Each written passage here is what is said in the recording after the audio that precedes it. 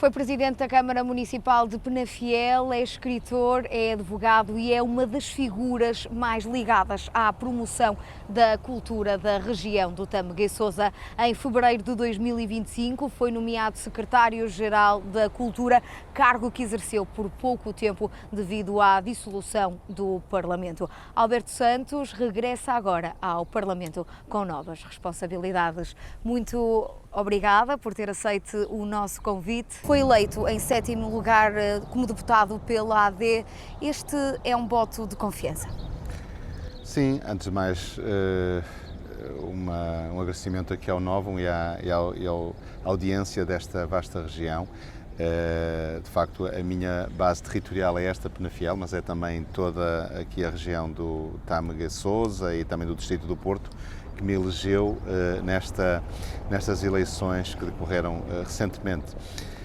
Sim, eu penso que mais do que um voto de confiança é o continuar de um trabalho que venho desenvolvendo em prol da nossa terra, do nosso território, também no desenvolvimento regional, em várias áreas que fui, ao longo da minha vida, tendo a oportunidade de promover e desenvolver, não só no domínio municipal, como Presidente de Câmara, como bem referiu, também como Presidente da Assembleia Municipal e Intermunicipal, mas também noutras missões, quando tive a oportunidade de estar à administração dos portos de Leixões, Douro e Viana do Castelo, e neste caso concreto na área da cultura, como bem referiu, portanto estou como Secretário de Estado da Cultura desde 13 de fevereiro de 2025, portanto foi uma nomeação recente, entretanto o Governo caiu, e agora fui convidado, no caso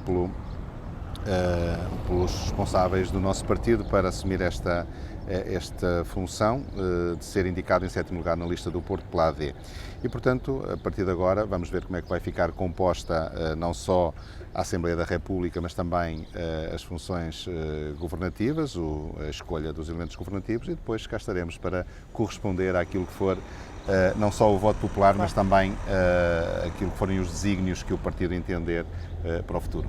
Sabemos que uma das suas grandes bandeiras é a cultura, mas para esta legislatura, que outras prioridades acha cruciais, não só para a região, mas também para o país? Bom, são muitas as prioridades. Acho que estes resultados apontam para a necessidade clara de uma governação inteligente, de uma governação que seja capaz de ouvir todos, de compreender estes resultados, compreender porque é que há um partido que nasceu há pouco tempo e que rapidamente está a transformar-se no segundo maior partido da representação parlamentar, pelo menos é o que se espera, ou que se vai vaticinando no que concerne aos resultados das eleições, ao apuramento dos resultados na Europa e fora da Europa. As razões que levaram ao declínio tão intenso e substancial do Partido Socialista e, portanto, o mais importante nesta governação é precisamente perceber esse movimento psicológico, as razões que estão atrás ou por trás das decisões dos eleitores. E isso tem que ver muito com o funcionamento do Estado, tem que ver com a relação que temos com todos aqueles que vão chegando dos outros países, nomeadamente com os imigrantes, o modo como eles são integrados e que podem vir para Portugal, o modo como as classes sociais menos favorecidas têm acesso aos bens públicos e, neste caso, aos serviços públicos, nomeadamente à saúde e à segurança ou à percepção de segurança, que às vezes nem é questão de segurança, porque somos um dos países mais seguros, apesar de tudo, do mundo, mas também ao serviço, à segurança social, neste caso, ao serviço de saúde. Aqui na região é importante que o nosso SNS corresponda àquilo que são as necessidades de quase meio milhão de habitantes. O nosso hospital está subdimensionado para esta realidade e, portanto, claramente que terá de ser uma área prioritária da atenção governativa. Também as questões da mobilidade na região são importantes, é relevante e crucial terminar aquele que é o itinerário principal que está começado, o IC35, e que ainda não está terminado. E, portanto, são várias as ações que vão ter de ser desenvolvidas para que este Governo, no fundo, corresponda e vai corresponder certamente àquilo que são os anseios dos portugueses e dos portugueses que habitam a nossa região. E relativamente à cultura, sabemos que teve pouco tempo para trabalhar essa área. O que há definido? Que projetos gostaria de ver concretizados? Bom, são vários, são muitos e variados. Como referiu, ainda tive pouco tempo nessa missão e, por outro lado, ainda não se sabe como é que vai ficar composto o Governo. Agora, há aqui áreas fundamentais que me parecem importantes. A cultura tem que ser entendida como aquela área da governação que preserva a nossa identidade, que no fundo que nos define como comunidade. E isso não é propriamente um nacionalismo exacerbado, mas a compreensão, a percepção dos portugueses e daqueles que passam a viver em Portugal, do respeito pelos nossos valores, pela nossa identidade, é algo que, em primeiro lugar, importa relevar.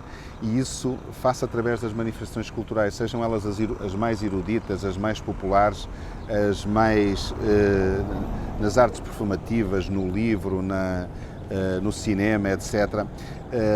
A cultura tem de estar ao lado da nossa população como fator de dinamização e de integração.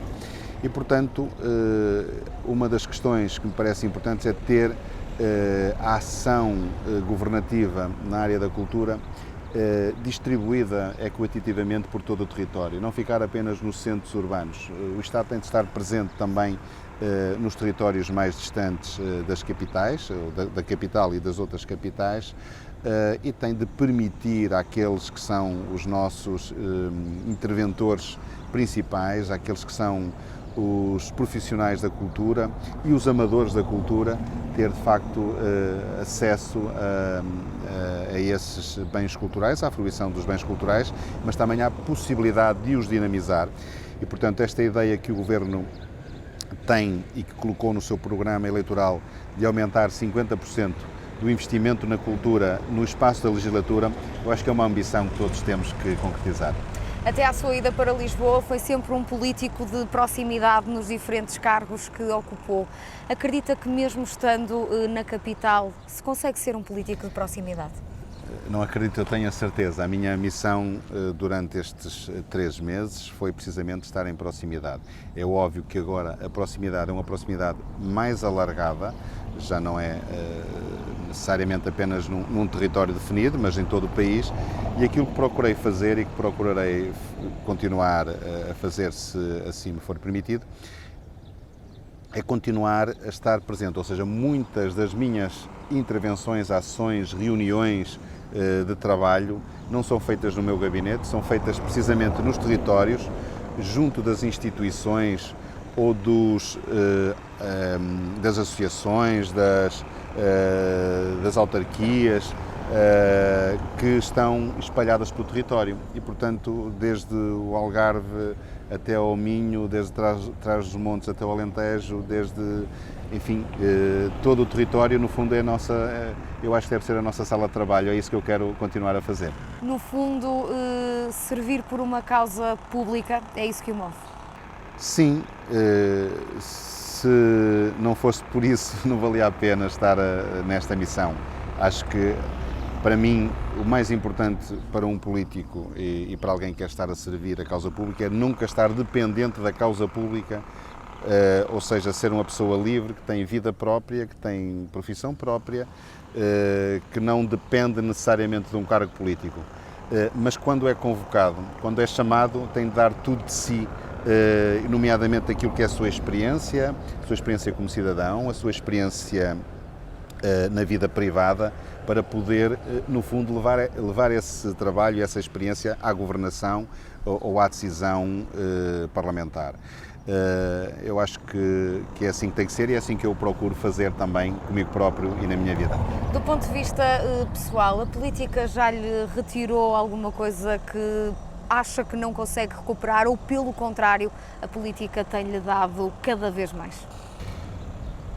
É impossível que, quando se faz uma opção, não se não fiquem outras opções prejudicadas. Isso, a vida é mesmo assim, quando se toma uma decisão, uma opção, significa que não se pode fazer outra. Eu, a partir do momento em que tomo a opção de estar no serviço público, como servidor público, tenho de estar indisponível para outras, por exemplo, para poder fazer uma coisa que eu gosto muito, que é escrever, investigar, ir aos lugares. Portanto, retira-me necessariamente esse lado mais pessoal da minha vida e dos meus gostos pessoais. Mas, por outro lado, dá-me mais mundo, dá-me mais conhecimento da realidade, dá-me mais percepção dos problemas das pessoas e, no fundo, por essa via também me torna uma pessoa mais rica emocionalmente e desse conhecimento da vida e do mundo, que eu acho que é importante. Muito se tem falado da possibilidade de Alberto Santos ser o próximo Ministro da Cultura. Caso isso se concretize, é uma tarefa, um cargo que vai assumir com muita responsabilidade?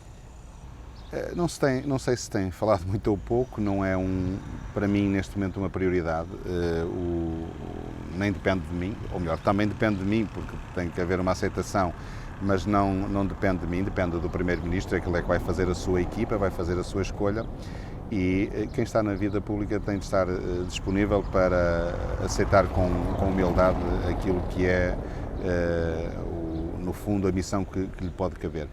Neste momento, a minha missão é terminar bem este serviço como Secretário de Estado da Cultura, até porque eu digo sempre que na vida política o mais importante não é o dia em que se entra, o mais importante é sempre o dia em que se sai. E é nesse dia que eu estou focado neste momento, neste período, que é de ter sido ou estar a ser Secretário de Estado da Cultura. Depois poderei ser deputado ou poderei ser outras coisas, não é neste momento algo que me tire o sono. Muitos são os desafios que tem em mão, mas não quero terminar esta entrevista sem lhe deixar um desafio, enquanto escritor que em pequeninas palavras, deixo uma dedicatória às gentes da região do Tâmega e Sousa. Bom, deixo aqui uma palavra de compromisso às nossas gentes, aqui às gentes deste território, que é um território muito importante naquilo que é a nossa nação, a nossa nacionalidade. Portugal também nasceu aqui, Portugal também se fez com as gentes aqui da região do Tâmega e Sousa, que ajudaram o nosso primeiro rei a tornar-se independente. Temos essa coisa que nos corre nas veias, que é essa identidade muito forte de sermos portugueses. E por isso temos também essa missão de continuarmos a ajudar a nossa região, o nosso país, a vencer as suas dificuldades. Bem sabemos que a região tem as suas debilidades, mas também tem as suas forças, e as suas forças são as nossas gentes. É o povo desta terra que é capaz de superar nos momentos mais difíceis, e é com estas gentes e com este povo que eu conto e que pode também contar comigo. Muito bem, muito obrigada. Desafio mais do que superado. Alberto Santos leva assim até ao Parlamento a região, o território e a cultura. Na bagagem leva certamente até Lisboa esta vontade sempre de servir por uma causa pública.